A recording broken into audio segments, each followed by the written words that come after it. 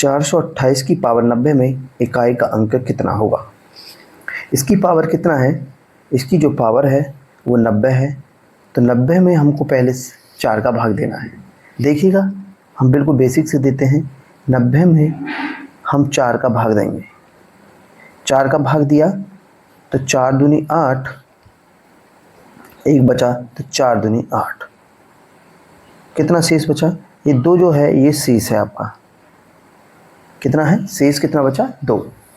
तो हम इकाई का अंक चेक करते हैं। देखिएगा 428 में इकाई का अंक कितना है 8 है, तो पीछे से देखते हैं तो इकाई का यूनिट कितना है 8, तो 8 की पावर हम कर सकते हैं, शेष कितना बचा हुआ 2 हो गया।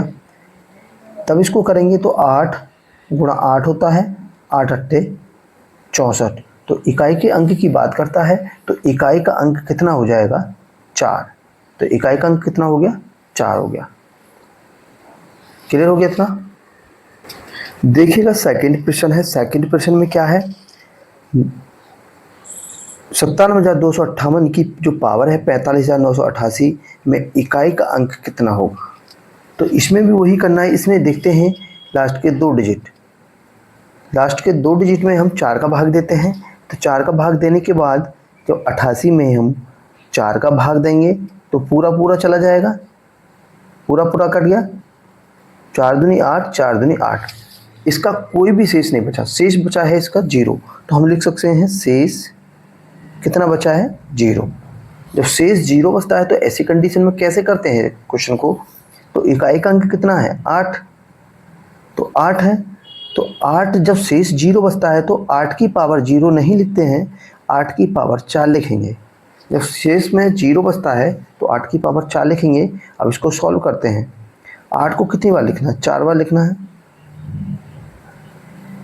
गुणा कैसे करते हैं देखिएगा, 8 अट्ठे 64 होता है, 64 लिख दिया, लो मैंने इधर को भी करूँगा 8 अट्ठे 64, तो इसमें इकाई का अंक कितना है 4, इसमें इकाई का अंक कितना है 4, तो इकाई के अंक से इकाई के अंक की गुणा करेंगे तो 4 चौक 16, कितना हो गया 16, तो इसमें जो इकाई का अंक आया है वो कितना आया है 6, तो हम लिख सकते हैं जो इकाई का अंक है ज्ञात करवाता है, इकाई का अंक कितना है 6।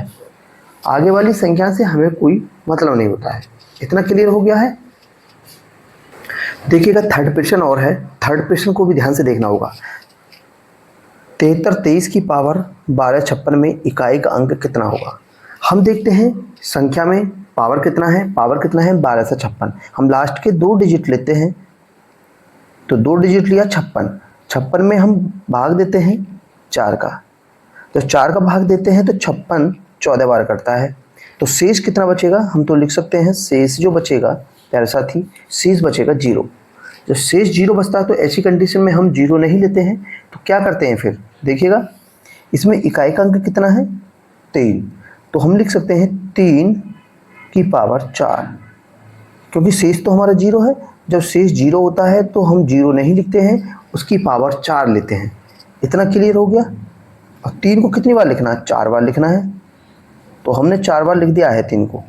देखो गुणा करते हैं, 3 तिया 9 और 3 तिया 9, इन दोनों की गुणा करते हैं तो 9 9 81, कितना हो गया 81। जो इकाई का अंक आया है वो कितना आया है, इकाई का अंक आया है 1, तो इकाई का अंक कैसे लिखेंगे देखिएगा, इकाई जो इकाई का अंक है कितना है 1। क्लियर हो गया। आगे चलें, देखिएगा फिफ्थ क्वेश्चन है, तो फिफ्थ क्वेश्चन में क्या है, 364 गुणा 1672 गुणा 3639 गुणा 6593 में इकाई का अंक क्या होगा। यदि बड़ी बड़ी संख्याएं होती हैं तो उसका कैसे निकालते हैं, क्वेश्चन को ध्यान से देखना है। देखिएगा इसमें इकाई का अंक कितना है 4, इसमें इकाई का अंक कितना है 2, तो इकाई को अंक से गुणा करते हैं तो कितना हो गया 4 दूनी 8 हो गया।